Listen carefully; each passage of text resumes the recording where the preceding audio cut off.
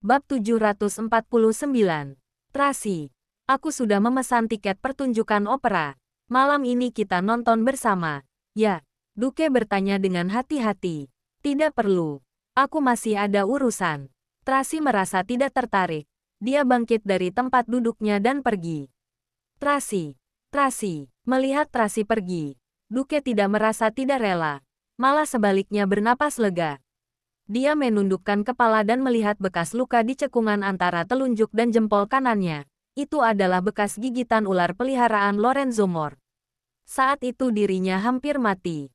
Jadi, sekarang dia merasa sangat takut terhadap binatang buas seperti itu. Awalnya, dia mengira Tracy berbeda dari kakaknya itu, tapi tidak disangka. Mengingat hewan buas itu, bulu kuduknya pun berdiri. Mobil Daniel masih berhenti di pinggir jalan. Tiba-tiba sebuah cahaya silver melintas dari sampingnya. Melihat kilasan cahaya silver itu, bibir Daniel pun menyunggingkan senyum tipis. Mobil keluarga Moore. Melihat cahaya silver itu, Thomas merasa terkejut. Keterampilan mengemudinya sangat keren. Ya, Daniel merespons. Lalu memberi perintah, kejar. Baik, pengawal segera menambah kecepatan dan mengejar mobil itu. Namun, mobil di depan benar-benar terlalu cepat. Mereka sama sekali tidak bisa mengejarnya. Daniel mengerutkan keningnya, lalu memberi perintah, minggir, biar aku saja. Baik, pengawal itu segera mengaktifkan mode kontrol otomatis, lalu pindah ke kursi samping pengemudi. Dari kursi belakang, Daniel langsung melompat ke depan dan duduk di kursi pengemudi. Setelah melakukan beberapa gerakan, kecepatan mobil langsung bertambah, lalu melesat mengejar mobil yang ada di depannya. Hanya dalam sekejap mata, mobil hitamnya sudah berhasil mengejar. Paula melihat melalui kaca spion tengah, lalu berteriak dengan cemas. Sial, mereka berhasil mengejar. Tidak mungkin. Tadi mereka sudah tertinggal sangat jauh. Naomi segera menoleh dan memeriksa. Mobil itu sungguh berhasil mengejar mereka. Dengan cepat, kedua mobil itu melaju berdampingan. Kilauan warna hitam dan warna silver melesat maju dengan cepat. Paula menoleh dan melihat, lalu berseru dengan terkejut. Orang yang mengemudi sepertinya Daniel. Bukan pengawalnya. Naomi buru-buru memeriksa. Tracy juga menoleh dan melihat. Meski tidak terlalu jelas karena melihat melalui jendela, tapi dia melihat bayangan yang familiar. Daniel juga sedang melihat ke arahnya. Lebih cepat, Tracy memberi perintah. Baik, Paula sudah menambah kecepatan. Tetapi tidak peduli bagaimanapun dia menambah kecepatan. Rolls-Royce di sebelahnya tetap berada di sampingnya. Sama sekali tidak ada jarak. Dia sangat panik hingga keringat terus bercucuran dari keningnya. Kedua tangannya menggenggam setir mobil dengan erat. Tidak berani lengah sedikit pun. Sepertinya keterampilan mengemudi Daniel jauh melebihi pengawalnya. Naomi menjadi ikut tegang. Bukankah ini omong kosong? Paula mengernyit. Pengawalnya itu tidak sebanding denganku. Tapi keterampilan mengemudi Daniel jauh melebihiku. Begitu hebat. Tracy menatap mobil di sebelahnya itu. Lalu tiba-tiba memberikan perintah. Turun dari pintu keluar tol yang ada di samping itu. Hah, Paula sangat terkejut. Tiba-tiba mengubah jalur. Lakukan sesuai perintahku. Tracy berseru dengan suara rendah. Baik, Paula segera pindah jalur. Lalu turun dari pintu keluar yang ada di samping. Rolls-Royce Silver tiba-tiba pergi. Meninggalkan Rolls-Royce hitam yang menjadi kelabakan. Jika bersaing dengan orang lain, tidak ada orang yang bisa menandinginya.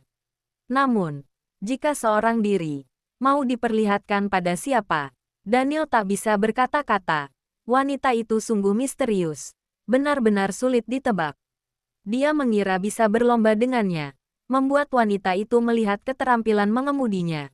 Tetapi tidak disangka lagi-lagi mereka berdalih. Berdalih adalah wanita yang bagus. Daniel langsung merasa kehilangan minat, juga tidak ingin menyetir lagi. Namun, karena sudah menambah kecepatan, dia tidak bisa menyerahkannya pada pengawalnya lagi. Maka dia hanya bisa lanjut menyetir.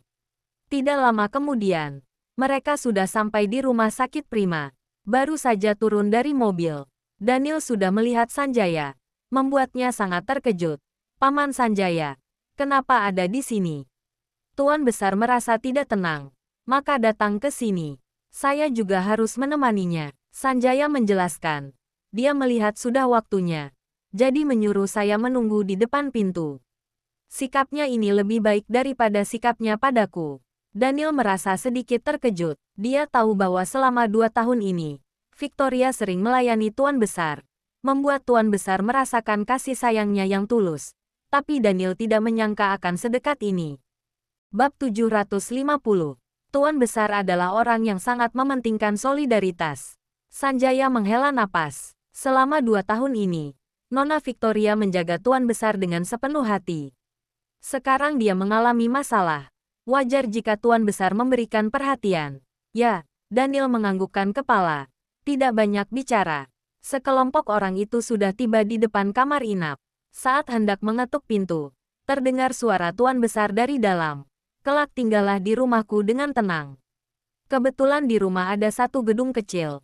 Bisa diubah menjadi klinik. Akan memudahkanmu untuk memulihkan diri. Mendengar hal ini, Daniel buru-buru mendorong pintu dan masuk. Daniel, kamu sudah datang. Johnson menyapa dengan akrab. Cepat duduk. Ya, Daniel mengangguk dengan sopan. Kemudian menyapa kakeknya. Kakek, kenapa baru datang begitu malam? Tuan Besar memelototinya dengan tidak senang. Duke ada urusan mendesak. Aku pergi ke tempatnya. Daniel menjelaskan sambil menahan emosinya. Tidak apa-apa. Tidak apa-apa. Cepat duduk. Johnson berkata dengan ramah. Daniel berjalan ke pinggir ranjang. Lalu melihat Victoria. Tidak apa-apa kan? Tidak apa-apa. Terima kasih. Victoria berusaha keras untuk melakukan isyarat tangan. Sekarang dia sudah membaik. Meskipun wajahnya masih pucat. Tetapi pada dasarnya kondisinya sudah tidak bermasalah. Baguslah jika tidak apa-apa. Jalanilah perawatan dengan baik. Daniel berkata dengan sangat sungkan. Baik. Terima kasih. Victoria menganggukkan kepala, lalu menatapnya sambil tersenyum. Daniel duduk di sana dengan canggung. Tidak tahu apa yang harus dikatakan. Dia paling takut menghadapi situasi seperti ini. Tidak terlalu bisa mencari topik pembicaraan. Besok Victoria keluar dari rumah sakit. Tuan Besar langsung mengumumkan. Tadi aku sudah mengatakan. Dia akan tinggal di rumahmu. Bisa lebih mudah memulihkan diri. Sepertinya ini tidak baik. Daniel mengerutkan keningnya. Apa yang tidak baik? Dia kan pernah tinggal di rumahmu. Tuan Besar sangat bersikeras. Sebelumnya saat Carla sakit, Victoria tinggal di rumahmu selama sebulan dan sepanjang hari dia menjaga Carla. Apa kamu lupa? Daniel tidak bisa berkata apa-apa. Tetapi di depan Johnson dan Victoria, dia juga sungkan bicara. Apalagi sebelumnya Victoria menjaga Carla. Dia memang sedikit berjasa. Setelah terjadi masalah pada Tracy, Carla sering jatuh sakit. Awalnya, Dr. Lily masih bisa mengatasinya. Tapi lama-kelamaan dosis obat menjadi tinggi. Dan akhirnya obat dokter pun menjadi tidak efektif lagi. Saat Carla jatuh sakit lagi, Dr. Lily menjadi panik. Pada saat itu, Tuan Besar meminta Victoria untuk merawat Carla. Dia membawa berbagai macam obat dan akupuntur. Lalu memberikan pengobatan pada Carla, seperti melakukan pengobatan moksibasi dan pijatan. Melalui pengobatan yang telaten selama sebulan, Carla akhirnya membaik, dan kondisi tubuhnya juga terawat dengan baik. Karena hal ini, Daniel terus merasa dirinya berhutang budi pada Victoria. Disepakati seperti itu, melihat Daniel tidak menentang, Tuan Besar pun langsung memutuskan hal ini. Lalu berkata pada Dr. Lily yang berdiri di samping. Besok pagi atur pemindahan Victoria ke rumah Daniel. Dr. Lily melirik Daniel sekilas, lalu merespons dengan hormat. Baik, Tuan Besar, saya mengerti. Apa tidak terlalu merepotkan mereka? Johnson berkata dengan sungkan setelah mendengar keputusan Tuan Besar. Tidak, rumah begitu besar dan ada banyak pelayan. Tidak mungkin merepotkan. Tuan Besar berkata sambil tertawa. Selain itu, kita adalah satu keluarga. Jangan sungkan. Kalau begitu, harus merepotkan kalian. Johnson mengangguk sambil tersenyum. Kemudian berbicara lagi. Tuan Besar, udara di sini sangat pengap. Saya akan mendorong Anda keluar untuk mencari udara segar. Baiklah, Tuan Besar mengetuk kaki Daniel menggunakan tongkatnya. Temani Victoria dengan baik. Daniel terlihat tak berdaya. Tetapi dia tidak mengatakan apa-apa. Setelah mereka keluar, Daniel teringat suatu hal, lalu bertanya, "Kenapa kamu bisa mengalami kecelakaan mobil? Benar-benar hanya kecelakaan atau disengaja oleh orang?" Mendengar perkataan ini, tatapan ekspresi Victoria menjadi sedikit tegang. Terlintas cahaya di matanya.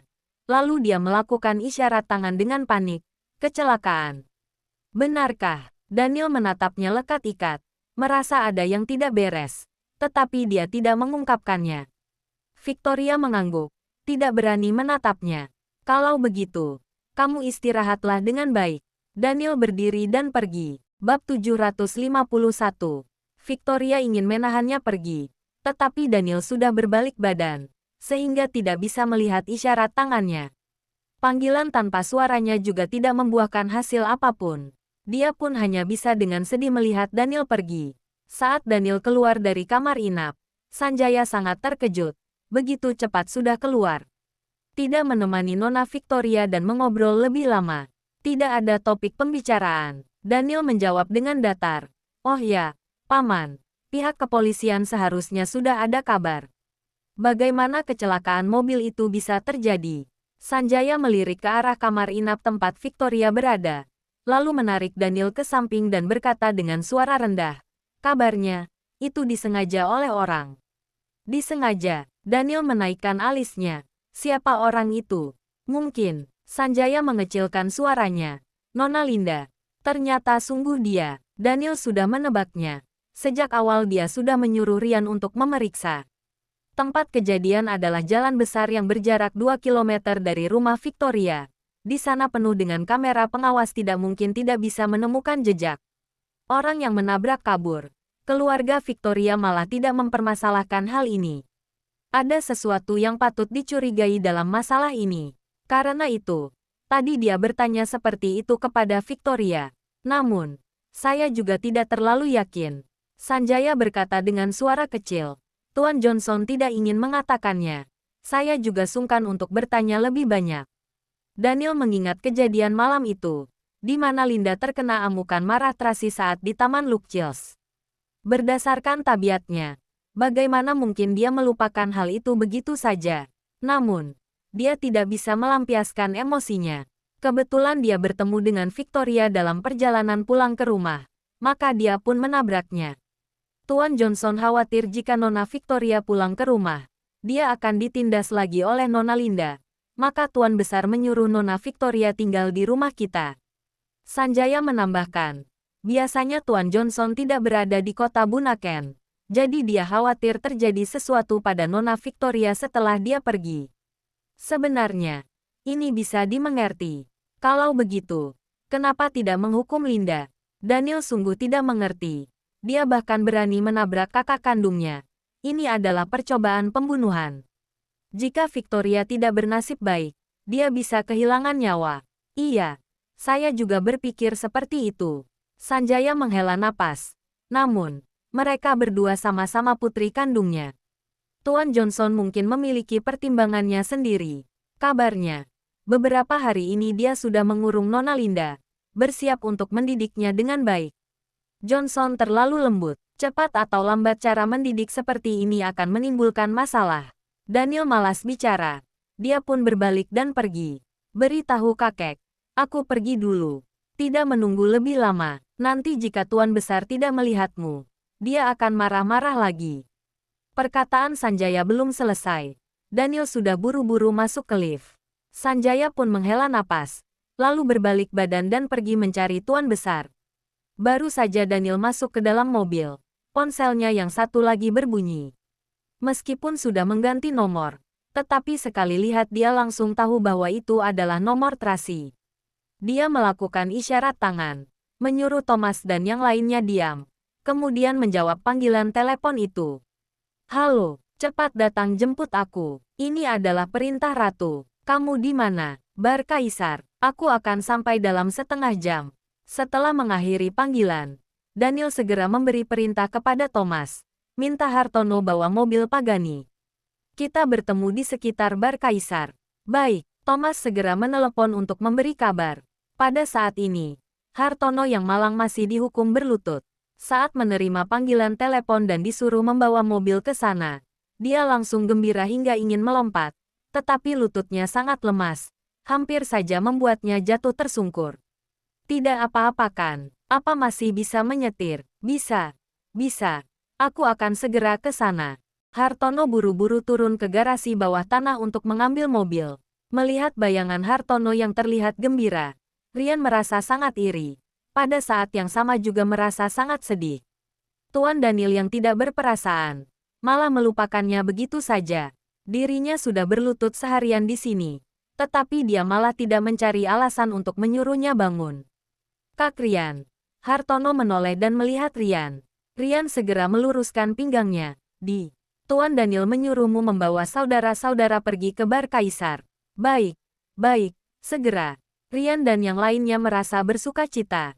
Akhirnya, tidak perlu dihukum berlutut lagi. Juga bisa pergi ke bar Kaisar untuk melihat gadis cantik. Tuan Daniel masih memiliki hati nurani. Bab 752. 20 menit kemudian, kedua mobil berkumpul. Saat turun dari mobil, Daniel memberi perintah. Tim pertama ikut aku masuk ke bar Kaisar, sedangkan tim kedua pulang. Baiklah, Rian merasa sangat gembira, sedangkan Thomas merasa sangat tidak adil. Setiap kali pergi ke tempat-tempat menyenangkan seperti bar Kaisar, Taman Lukchils, dan yang lainnya, Daniel selalu mengajak tim pertama di mana ada Rian dan Hartono. Sedangkan semua pekerjaan yang melelahkan dilakukan oleh tim kedua, lalu masih belum mendapatkan pujian.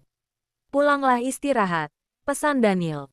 Thomas segera meregangkan pinggangnya, langsung merasa dirinya memiliki kekuatan yang tak terbatas.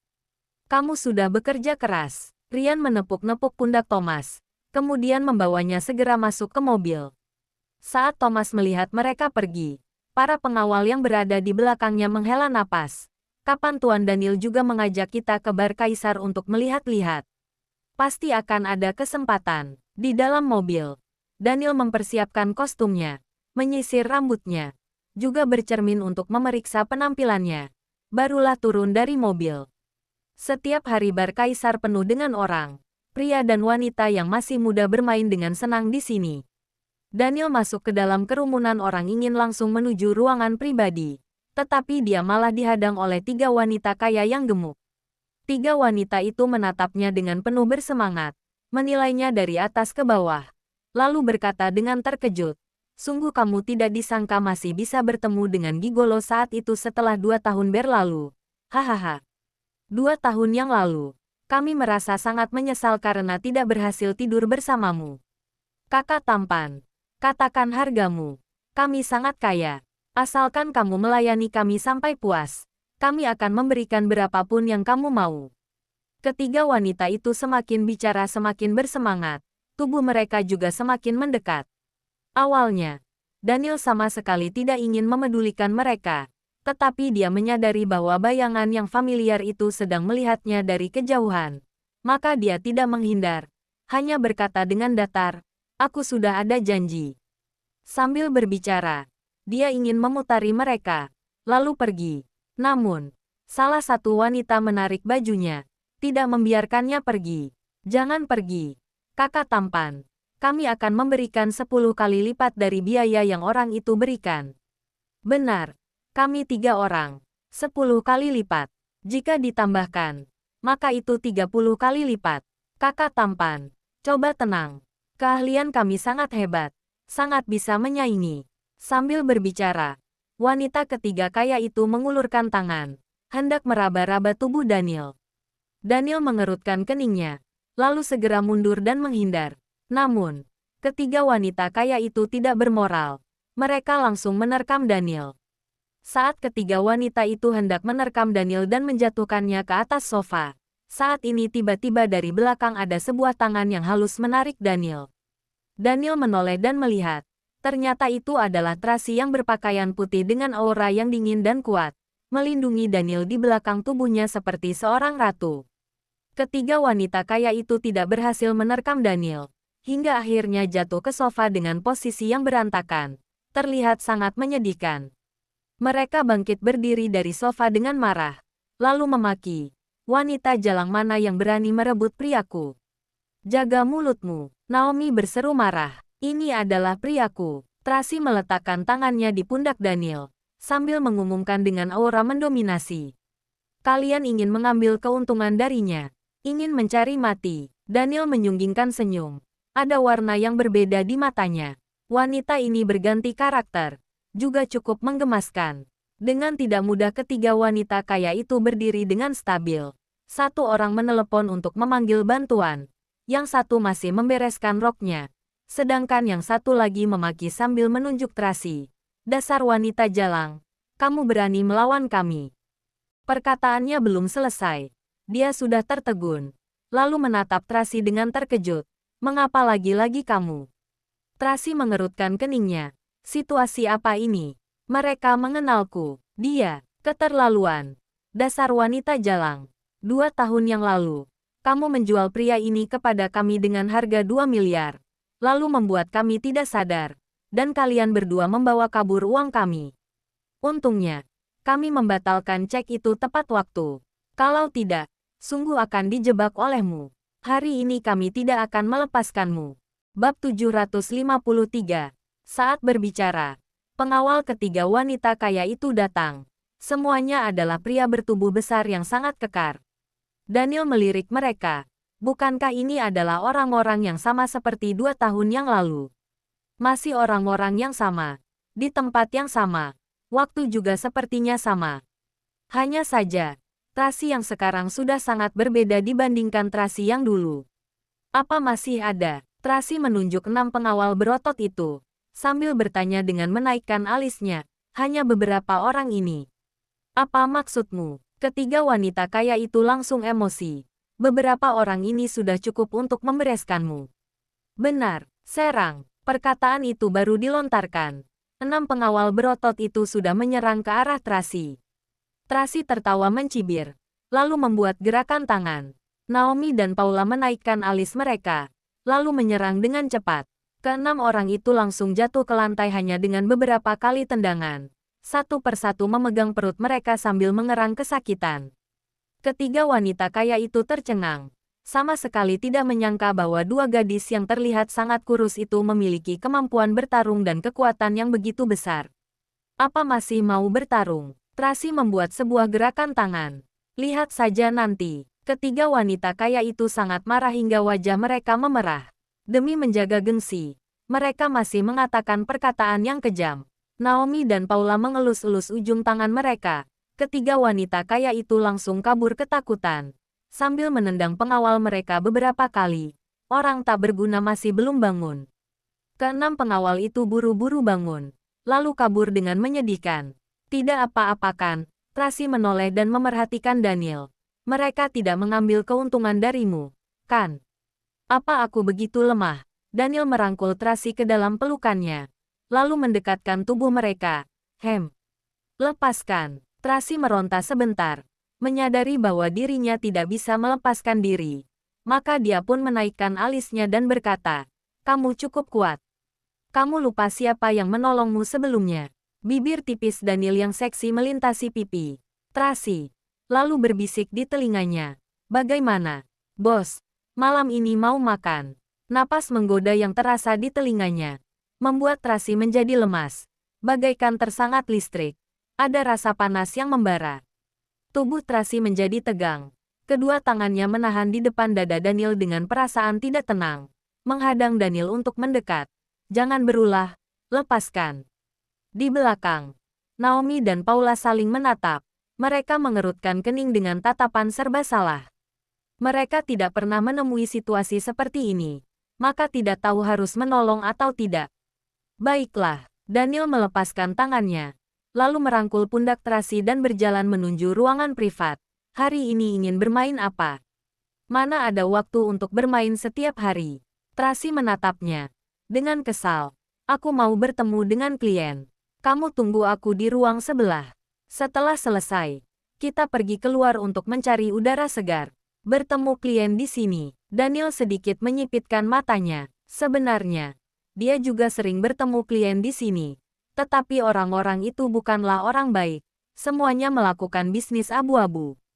Mungkinkah keluarga Moore juga melakukan bisnis yang seperti itu? Tracy mendongak dan melihat. Di sisi ujung koridor datanglah beberapa orang asing. Ekspresi mereka sangat dingin dan serius. Sangat berhati-hati. Tracy membuat gerakan tangan. Lalu Paula maju dan berkata kepada Daniel, "Silahkan ke sebelah sini." Daniel melihat beberapa orang asing itu, lalu mengikuti Paula masuk ke ruang sebelah. Di sisi lain, Tracy dan beberapa orang asing itu masuk ke ruangan yang ada di sebelahnya. Pintu ruangan tertutup. Beberapa orang itu juga tidak melakukan apa-apa, hanya berdiri di samping. Naomi menuangkan segelas anggur untuk Tracy, lalu berkata dengan suara kecil, "Menurut Anda, apakah dia sungguh bermasalah?" Bermasalah atau tidak, bisa diketahui saat melihat reaksinya. Tracy menggoyang-goyangkan gelas anggurnya, sambil menatap pintu kaca dengan tatapan dingin. "Benar," Naomi berkata dengan marah. "Subuh ini, dia menunjukkan keterampilan mengemudi yang sangat terlatih. Malam ini, kita menyadari bahwa keterampilan mengemudi Daniel juga sangat hebat. Apa sungguh ada hal yang begitu kebetulan di dunia ini? Menurut saya, Daniel seharusnya tidak begitu bodoh." Paula berdiri di samping pintu sambil melihat keluar. Jika dia sungguh adalah pria ini, bagaimana mungkin menunjukkan kedoknya dalam hari yang sama? Jangan lupa like, komen, and subscribe ya. Terima kasih. Tunggu terus kelanjutannya.